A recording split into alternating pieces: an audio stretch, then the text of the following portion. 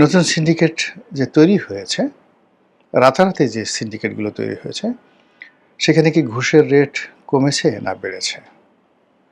আগে যেমন দেখা যাইত মন্ত্রী, এমপিদের আত্মীয়স্বজন, বন্ধু-বান্ধব ঠিক এরকম কয়েকজন মন্ত্রীর বিরুদ্ধে ছিল। কিন্তু আত্মীয়স্বজন, বন্ধু-বান্ধব থেকে শুরু করে বাড়ির চাকর-বাকররা ঠিক আগের জমানাতে ওইভাবে পাওয়ারফুল কি হয়েছিল যেভাবে এখন হচ্ছে? তখন শেখ হাসিনার একজন পিয়ন জাহাঙ্গীর, তার সম্পর্কে ৪০০ কোটি টাকার পিয়ন। নাম নেওয়া যেত, জাহাঙ্গীরের চাকরি খাওয়া যেত এবং আমরা যারা ছিলাম, আমরা জাহাঙ্গীরকে বকা দিতে পারতাম, ডাকতে পারতাম।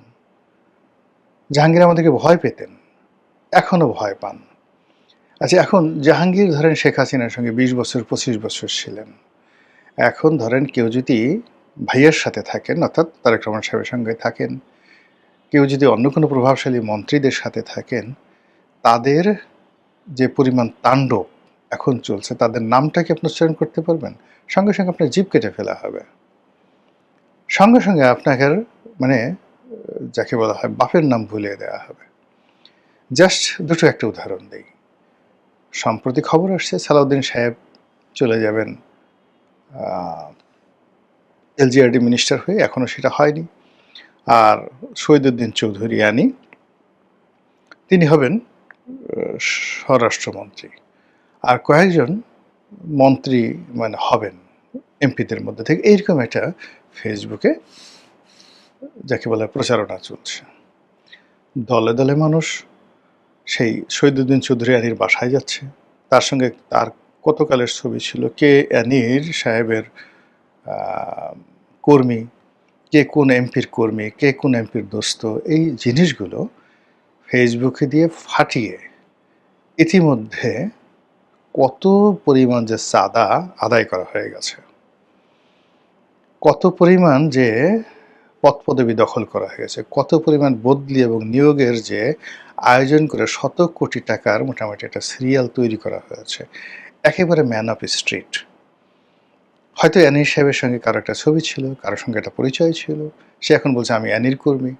কোনো একটা টেলিভিশনে হয়তো সে দখল করে বসে আছে।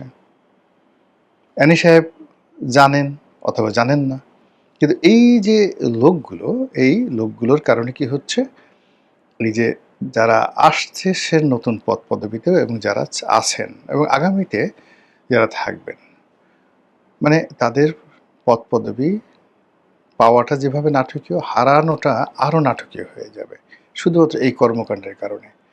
আগের যারা সিন্ডিকেটের লোকজন ছিলেন, তারা তাদের একটা সামাজিক পরিচয় ছিল, রাজনৈতিক পরিচয় ছিল এবং মোটামুটি একটা স্ট্যাটাস ছিল।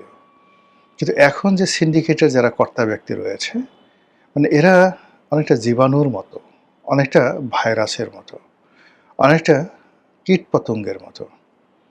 যে জায়গাতে যাচ্ছে সেই জায়গাতে বিশ্বর মতো, বিশ্ব যেভাবে মায়ের পেটে জন্ম নেওয়ার পর মায়ের নাড়ি ভুড়ি খেয়ে পৃথিবীতে আসে, এখনকার যারা সিন্ডিকেট, সেই সিন্ডিকেটটা কে প্রধানমন্ত্রী, কে মন্ত্রী, কে কোনো কিছু এত কিছু ভাববে না। তার স্বার্থের জন্য সে একেবারে সেই মন্ত্রী, এমপির, প্রধানমন্ত্রীর নাড়ি ভুড়ি খাওয়ার জন্য রীতিমতো রাস্তায় নেমে পড়েছে।